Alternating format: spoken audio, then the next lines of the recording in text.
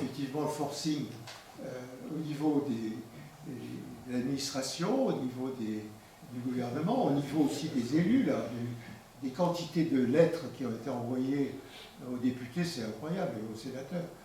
Et donc, si vous voulez, c'est parfaitement justifié. Il y a les seuls qui ont la même pratique pour le moment, et je pense qu'ils vont changer, c'est les Anglais.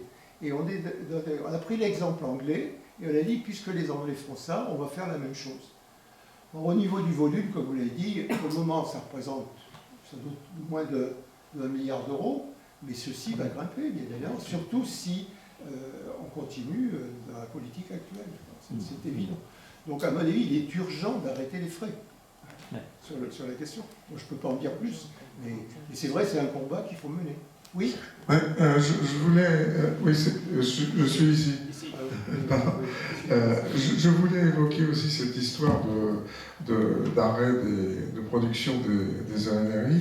Et je voulais, simplement en complément de ce que vient de dire Claude Gendron, en plus la compensation elle est faite sur une base, ils prennent un facteur de charge qui est largement au-dessus, voire presque le double du facteur de charge moyen annuel pour compenser. Donc ça c'est bon. Et justement j'ai été très étonné parce que je regarde quotidiennement les données de RTE.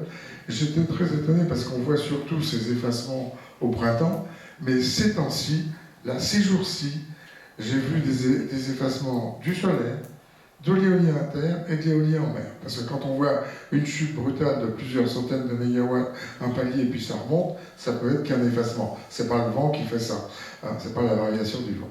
Et puis il y avait une autre question que je voulais évoquer, c'est que je constate aussi depuis quasiment le début de l'année, mais c'est vraiment en particulier au niveau des échanges, import-export.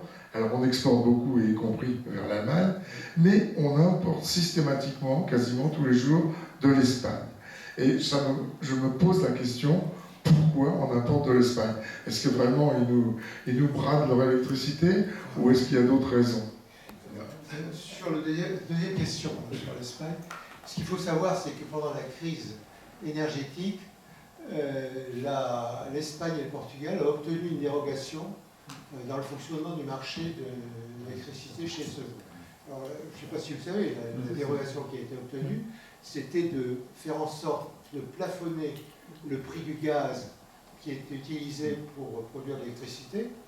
Et par contre, on demandait ensuite au gouvernement de taxer les entreprises énergétiques pour récupérer une partie, effectivement, des surcoûts qu'avait généré cette limitation du prix du gaz. En quelque sorte, une subvention au prix du gaz utilisé pour produire l'électricité.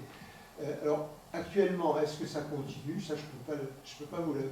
Et j'aurais tendance à dire, s'ils arrivent effectivement à fournir, à exporter de l'électricité, c'est qu'il y a un effet d'aubaine et que sans doute, effectivement, le prix du gaz doit être plus ou moins limité. Enfin, c'est une hypothèse, hein, je n'ai plus de certitude, mais j'explique ça. Et je dirais d'ailleurs que pendant la crise énergétique, il aurait fallu étendre l'ensemble de ces dispositifs à toute l'Europe continentale. C'est ce qui avait été proposé par le président de la République, il faut le dire honnêtement. Et qui c'est qui a refusé? C'est l'Allemagne. L'Allemagne qui est à l'origine principalement de la crise. Certes, il y a le problème du nucléaire en France, mais c'est surtout l'augmentation du prix du gaz qui a été considérable et qui a provoqué l'explosion des prix de marché. Et comme on était dépendant. Donc voilà sur le premier. Sur votre première question, je ne sais pas, vous pouvez la reformuler rapidement? C'est-à-dire qu'actuellement, il y a des délestages, des arrêts de production des ENRI, hein, alors que d'habitude, on voyait surtout ça au printemps, en été. Hein, le nombre d'heures d'effacement était surtout à cette période-là. Hein. Et puis c'était surtout aussi sur le fait que la compensation est basée sur un facteur de charge qui est largement au-delà de ce qui est réalisable. La compensation, il faut savoir que c'est la compensation réelle. Hein, pas... Oui, mais elle est faite sur la base d'un facteur de charge qui est largement surdimensionné. Oui, peut-être. Ah oui. C'est possible. Ah oui. Alors, moi, ce que je voulais dire... Je crois que c'est 50% pour l'éolien à terre. Ah oui, la compensation. Oui. Ce que vous dites. Oui. On prend un facteur de charge de 50%, alors qu'en moyenne annuelle, c'est 23 à 24. Quand le parc s'arrête. Oui. Oui, j'ai compris. Non, sur les variations liées en particulier au solaire. Je ne sais pas si vous avez vu, mais il y a eu un communiqué qui a été fait par le président du directoire de RTE qui va à la RATP et qui a dit attention, messieurs ceux qui développent ce type de production intermittente, faites attention parce qu'il y a des risques sur la sûreté du système électrique. Parce qu'il a constaté effectivement à certains jours, au moins 2 jours, il y a le 1er avril, je crois le 28 octobre, qu'il y avait une variation rapide en quelques minutes de l'ordre de 10 gigawatts. Oui. Alors, qu'est-ce que ça veut dire? C'est de la blague. C'est-à-dire que c'est le pompier pyronane. C'est lui qui a poussé à développer ces gens. Et maintenant, il dit, attention, il y a des risques de blackout. Et il dit aux gens aux constructeurs de ces moyens de production, débrouillez-vous, mais on ne peut pas le faire. C'est ce que j'ai dit tout à l'heure. On ne peut pas garantir la stabilité du système avec ces moyens de production, c'est tout. Donc, vous voyez, ce genre de propos est désolant. Enfin, moi, c'est mon point de vue. Alors, dans l'ordre de Christian, il y aura Marc après, il y a Eric, il y a Elisabeth, et puis encore une question là. Donc après, je crois qu'on arrête après. Vous avez prévenu. Non, mais moi, ça me Christian. D'ailleurs, juste une remarque, parce que j'ai lu dans la presse, on n'a pas beaucoup parlé, enfin j'ai lu quelque part, qu'au dernier trimestre de l'année 2025, la France a été positive en termes de balance commerciale. Et il y a 2 raisons principales, c'est Airbus qui fait le forcing comme toutes les fins d'année pour livrer ses avions, et l'exportation d'électricité, grâce au nucléaire. Enfin, ces 2 éléments n'ont pas transparu beaucoup, je dirais. Je l'ai vu vraiment par hasard, c'est un peu dommage. Oui, allez-y. J'avais un commentaire là-dessus. Si allez-y peut-être. Écoutez, c'est vrai que les exportations d'EDF, essentiellement, rapportaient un peu plus de 5 milliards d'euros. Mais il faut reconnaître que dans cette affaire, on compense qu'une partie des charges que représentent les énergies renouvelables intermittentes. C'est parce que si vous ajoutez les subventions directes et les subventions indirectes, notamment celles qui sont liées à la construction de davantage de réseaux, on s'aperçoit qu'on est perdant. Donc alors on peut se féliciter effectivement, et je suis le premier à le faire, qu'on puisse exporter de l'électricité parce que grâce au nucléaire et le prix du marché est plus bas en France que dans les pays voisins. Oui. Allez-y si vous avez mon deuxième point, c'est on a parlé beaucoup de production ce matin, surproduction peut-être, et ma question c'est l'électrification, c'est la consommation. Vous avez évoqué que vous avez fait des prévisions de consommation 2035. Ma question c'est qu'est-ce qu'on peut faire ou qu'est-ce qu'on pourrait faire idéalement pour augmenter ce rythme quelque part? Quels sont les freins réels, je dirais? Est-ce qu'il y a des freins techniques ou est-ce qu'il y a des freins qui sont plutôt d'un point de vue, je dirais, adhésion sociale je sais que je discute autour de moi sur le véhicule électrique par exemple. Oui. J'ai des gens qui pourraient passer à l'électrique, ils sont comme moi à la retraite, ils ont du temps, des moyens, etc. Et ils sont toujours réticents à y passer parce que quand ils se déplacent pour faire 500 km, ils disent « moi je veux pas m'arrêter ». Je vois ce genre de choses par exemple, mais j'imagine qu'il y a d'autres freins. Alors ma question c'est, qu'est-ce qu'on pourrait faire? Quels sont les moyens que l'on pourrait avoir pour résoudre une partie du problème, pour accélérer cette électrification globalement? Écoutez, je ne l'ai pas dit aussi nettement, mais vous me donnez l'occasion de le dire. On voit à quel point cette politique qui est impulsée par l'Europe, par la Commission européenne, est complètement absurde. Pourquoi? Parce qu'on l'a dit, et je l'ai dit, le développement de ces renouvelables intermittents ont comme conséquence principale une augmentation, une explosion du prix de l'électricité, non seulement pour les ménages et petites entreprises, mais aussi, dans le futur encore plus, pour les industriels. Donc, vouloir effectivement électrifier les usages avec des prix d'électricité qui ne cessent d'augmenter, c'est un frein considérable. Donc, c'est une politique de gribouille. Ce qu'il faut, c'est effectivement stabiliser le prix de l'électricité.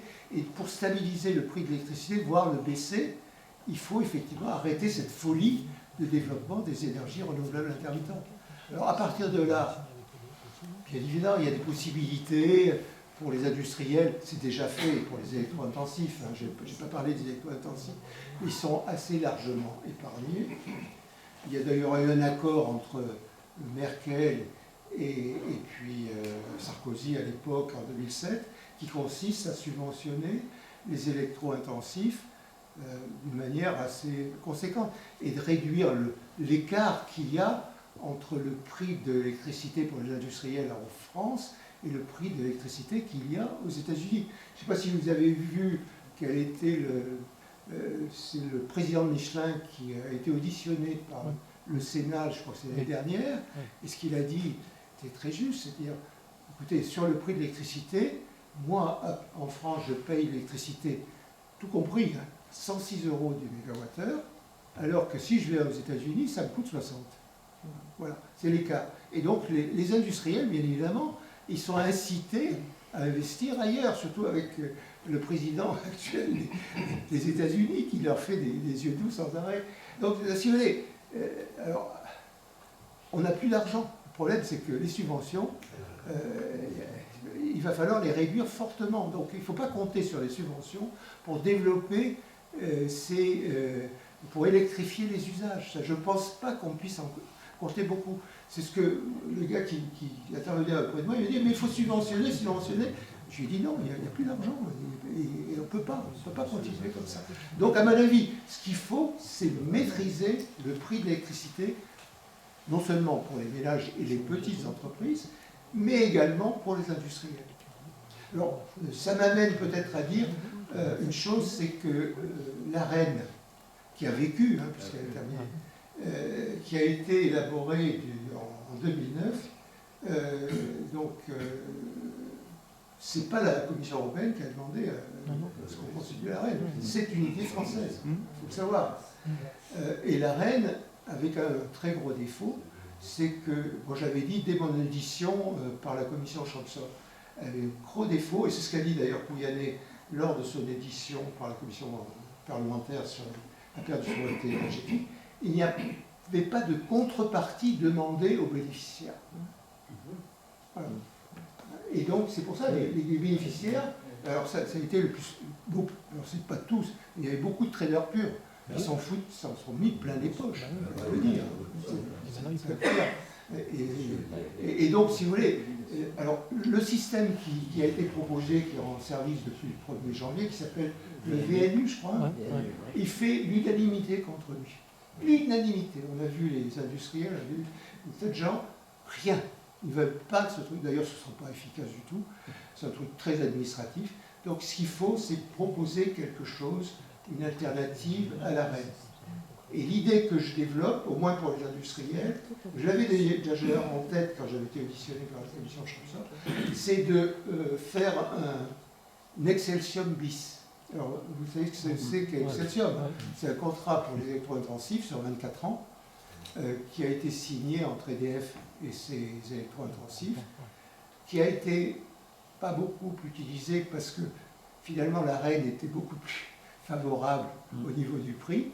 Et donc, ils ont préféré puiser sur la reine et moins puiser sur Excelsior.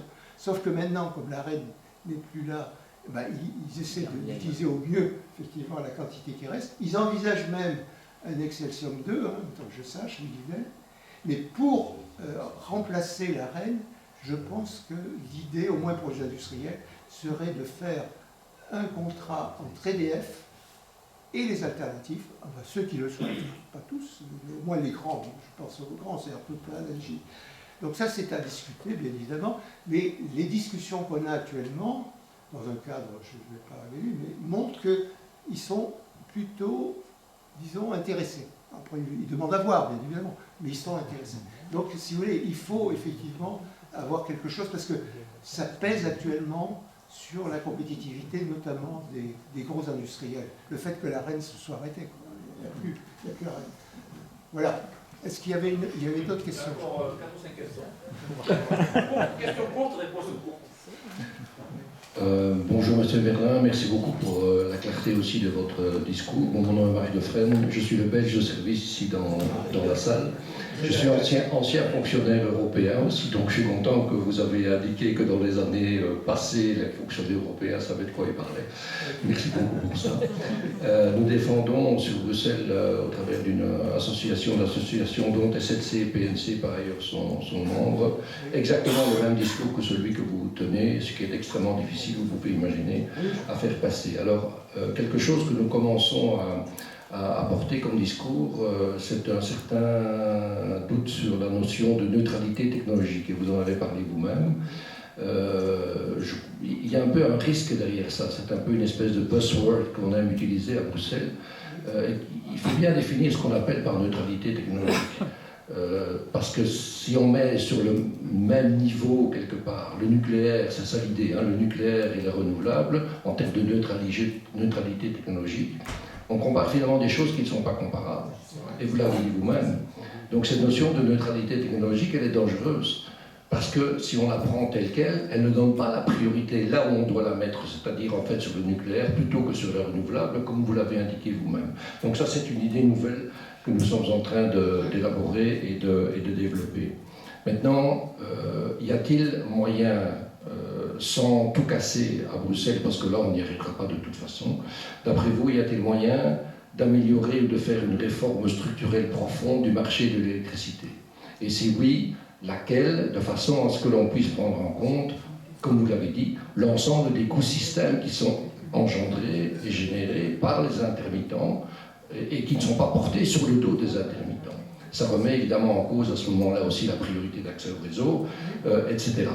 Et, alors, dernier point, tout est quelque part lié. Vous savez que la Commission travaille maintenant sur son grid package, donc beaucoup plus d'interconnexions. D'après vous, quel est quelque part le risque ou le non-risque pour la France d'une augmentation importante des interconnexions entre la France et ses voisins? Oui, écoutez, votre question, effectivement, paraît tout à fait pertinente. Ce que je dirais, c'est que j'ai beaucoup contribué à la mise en place du marché européen de l'électricité, comme je l'ai dit, quand j'étais président de l'Association européenne des gestionnaires de réseau, ETSO, qui est devenue ensuite ANSOE. J'avais toute la confiance de la première vice-présidente de la Commission européenne, qui était une personne remarquable, espagnole, favorable au nucléaire, qui était Loyola de Palacio. Sa disparition m'a vraiment...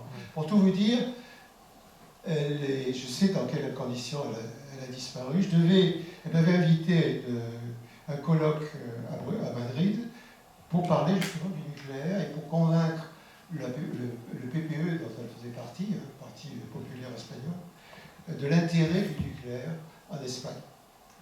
Et j'ai appris, par son attaché parlementaire en quelque sorte, parce qu'elle n'était plus vice-présidente de la Commission européenne, il y a eu un changement de majorité en Espagne, qu'elle était décédée subitement d'une septicémie, parce qu'elle était traitée d'un cancer à Houston, comme sa sœur d'ailleurs, que j'ai connue après, le même cancer, et elle a commis l'imprudence de quitter Houston pour participer à ce colloque, alors que ses barrières immunitaires avaient été fortement réduites. C'est une perte considérable. C'était une personne vraiment remarquable, et je pense que ça aurait changé beaucoup de choses, évidemment en Espagne, mais au niveau également européen. Parce que c'est elle qui était la véritable présidente de la Commission européenne à l'époque. Et avec comme directeur général François Lamoureux, qui était un des anciens collaborateurs de Jacques Delors. Donc la mise en place du marché européen s'est fait un petit peu dans la douleur, notamment côté allemand. Allemand traînait les pieds pour adopter. On a réussi, mais ils ont introduit un petit peu en quelque sorte ce virus des renouvelables, parce qu'il faut savoir que c'est Schröder qui a commencé en 2000. Ils avaient déjà appliqué le système en Allemagne, et ils l'ont ensuite proposé en 2008. J'étais à Bruxelles, donc j'ai vu ce qui s'était passé. En 2008 au niveau européen, et la France n'a pas réagi. Elle aurait dû effectivement la demander, comme je l'ai dit, la parité entre le nucléaire et le renouvelable. Ce n'était pas possible de donner une telle priorité au renouvelable. Alors ça ne s'est pas vu tout de suite, mais là, ça se voit. Alors que faut-il faire? Est-ce qu'il faut faire une réforme du marché européen de l'électricité? Tout dépend de ce qu'on appelle une réforme. Parce qu'on se plaît à utiliser des mots qui ne correspondent pas toujours à la réalité. Moi, je pense que si on peut revenir, mais je pense qu'on ne pourra pas revenir, à l'organisation qui était celle qu'on avait en France avant l'ouverture du marché, la France est preneur, ça c'est évident. Je ne sais pas quelle sera la position de la Belgique, mais c'est preneur.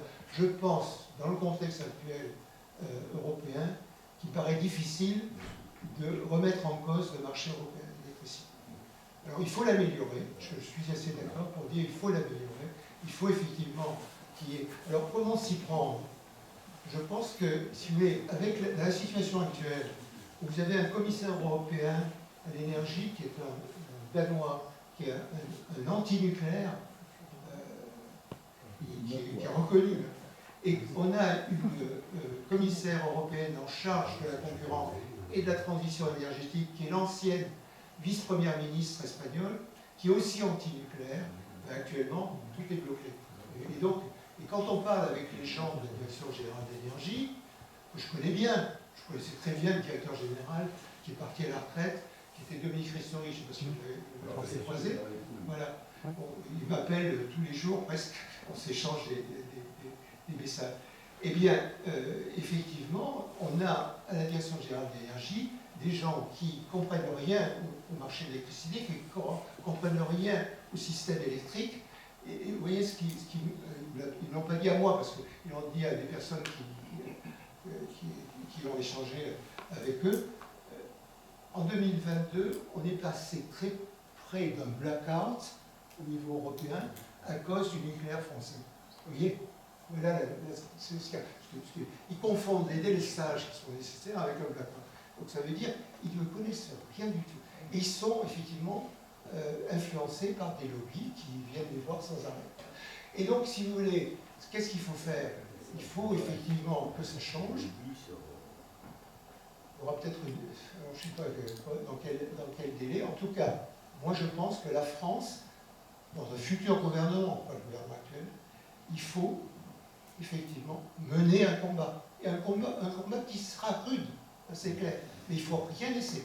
Il faut revenir à la situation qui était celle du général de Gaulle, qui, à un moment, a dit « Vous ne voulez pas m'écouter, c'est la chaise vide. » C'est comme ça. Parce qu'on ne peut pas continuer cette situation. C'est dommageable, non seulement pour la France, mais pour toute l'Europe. J'ai dit tout à l'heure, si la croissance économique de l'Europe est si faible, c'est à cause de ça. C'est à cause, en particulier, pas uniquement, mais en particulier à cette politique énergétique absurde. Voilà, je ne sais pas si j'ai tout répondu. Alors le Green Package, excusez-moi, je n'ai pas répondu. Le Green Package, nous nous opposons fermement au Green Package. Parce que la raison n'est pas la bonne.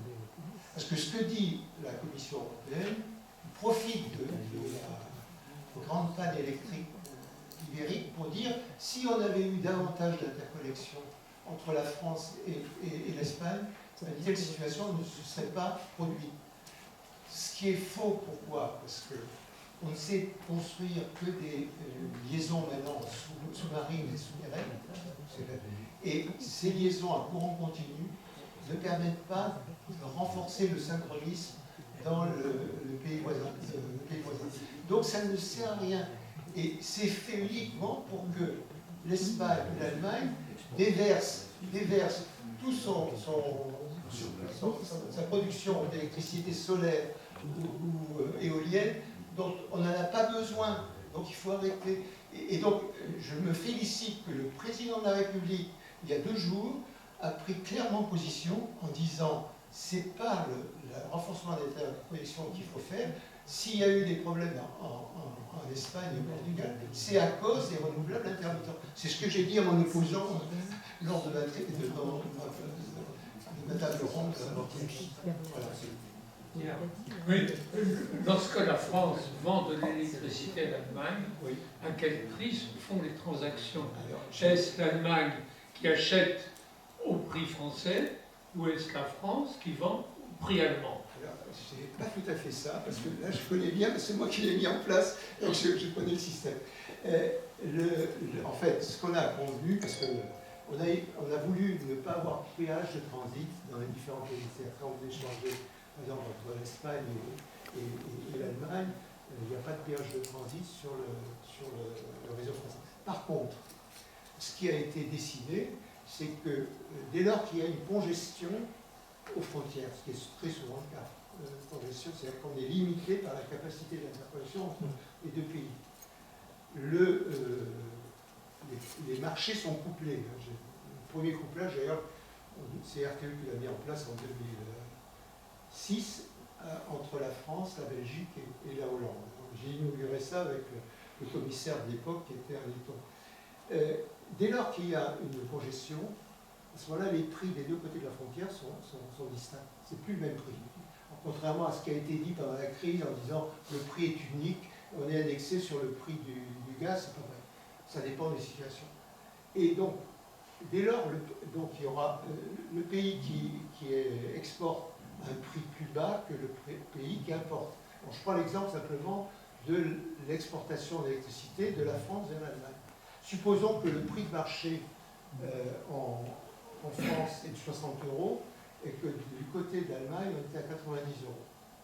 Eh bien, la différence de 30 €, elle est récupérée par les deux gestionnaires de réseau.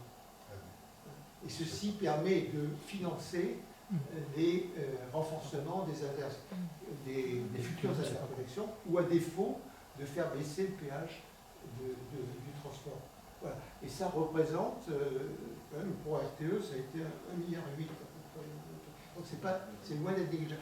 Alors, pour répondre quand même de manière encore plus complète, le fait d'exporter en France vers l'Allemagne, ça augmente bien évidemment la quantité d'électricité et donc le prix de marché est plus élevé. On fait appel à davantage de moyens de production et donc ça fait augmenter le prix de marché. C'est pour ça que lorsqu'il s'est produit ce phénomène dont j'ai parlé tout à l'heure en Allemagne, où ils étaient en situation de pénurie, il fallait qu'ils apportent 13 gigawatts. Micro, c'est vous. le micro. Oui, excusez-moi. 13 gigawatts de la France, ils apportaient aussi des autres pays. La ministre suédoise de l'énergie et le ministre de l'énergie de Norvège ont dit ça suffit. Parce que votre politique, ils ont dit non, mais publiquement, fait monter les prix, y compris chez nous. Donc on ne peut plus accepter ce genre de choses. Donc on va limiter les capacités d'interconnexion entre notre pays et votre pays. Voilà. Et alors, dans le cas de la Norvège, c'était avec Donc voilà le système qui a été mis en place. On peut le critiquer, on peut trouver autre chose, mais enfin c'est la situation. Donc EDF s'y retrouve d'une certaine manière, mais effectivement, ils ne vendent pas au prix allemand. Et les Allemands, ils payent au prix du marché allemand. Vous avez compris? Dernière question, Pascal. Oui, Pascal Henry, une petite remarque sur les énergies renouvelables, au moins à moyen terme. Il y a une grosse dynamique de recherche ou de développement sur les moyens de stockage associés aux renouvelables. Est-ce que ça ne pourrait pas être une solution à moyen terme, même si aujourd'hui ça paraît faible? Pourquoi pas? Parce que l'autre fois, quand j'ai discuté effectivement avec le président du Dividende, il m'a dit effectivement, est-ce que vous êtes au courant de ce qui se fait dans le BESS? BESS, c'est Battery Energy Storage. Alors, bon, c'est vrai, pourquoi pas? Moi, si vous voulez, je parle avec la technologie actuelle. C'est avec une technologie future. Mais, encore une fois, je pense qu'on peut effectivement compenser l'intermittence avec des batteries. Ceci dit, ça coûte cher. Les capacités de stockage sont quand même pas considérables. Et encore une fois, je demande à voir, en ce qui concerne le contrôle de la fréquence. Est-ce qu'effectivement, avec ces moyens-là, on est capable de contrôler la fréquence comme on le fait actuellement avec les turbo-alternateurs? Vous connaissez le sujet, voilà. Merci en tout cas de votre attention. Comme le temps est presque terminé, Je vais juste me permettre une remarque, c'est pas une question, mais vous avez le droit de réagir. Je reviens sur la PPE et sur la prospective. Comme dit l'autre, la prospective c'est compliqué, surtout quand c'est sur le futur. Mais